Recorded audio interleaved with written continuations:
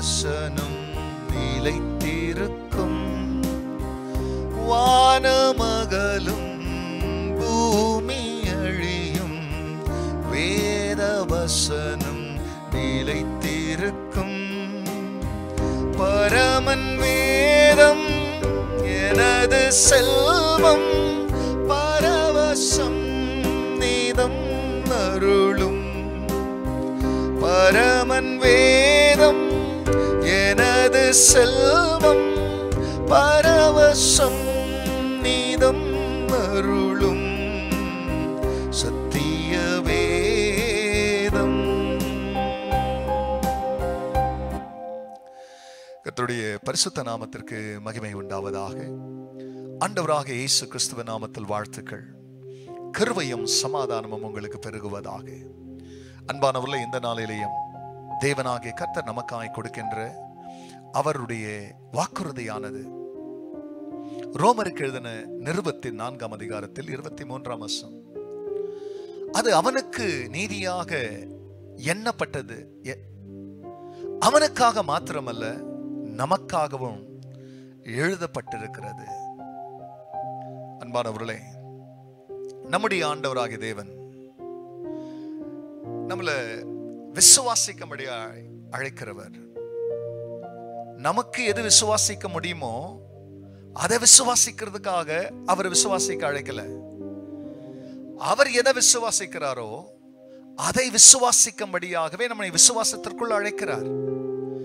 வேதம் தெளிவா சொல்லுது, ஆபிரகாம் தன் சரீரத்தையும் தன் மனைவி சரீரத்தை பார்த்த பொழுது அது செத்ததா இருந்தது.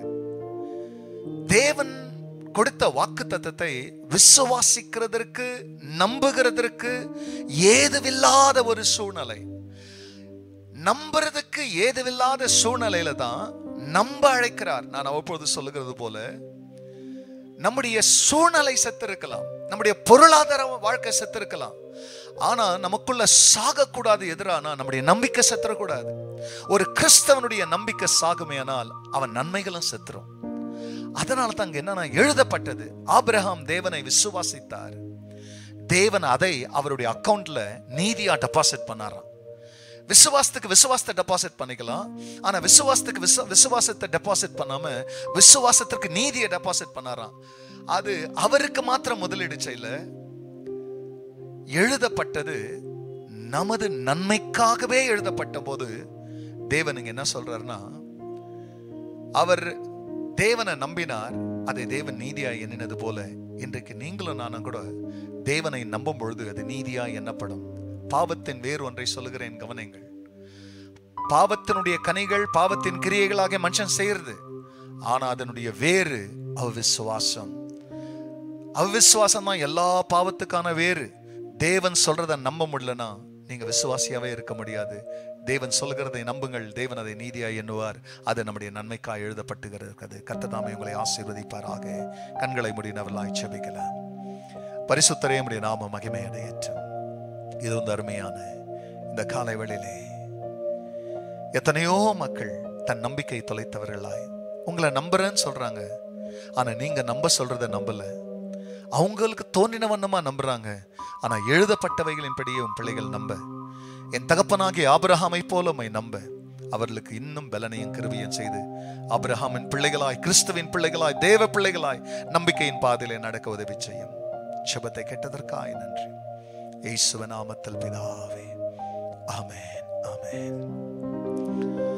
சத்திய வேதம் பக்தரின் கீதம், சுத்தர்கள் போகும் பாதையின் தீபம், உத்தம மார்க்கம் காட்டும் சத்திய வேதம். God bless you church. Have a blessed day. மறக்காத படிக்க மற்றவங்களோட ஷேர் பண்ணுங்க, கமெண்ட்ஸ் தெரிவிங்க. பிரியமான கர்த்தர் உங்களை ஆசீர்வதிப்பார். ஆமென்.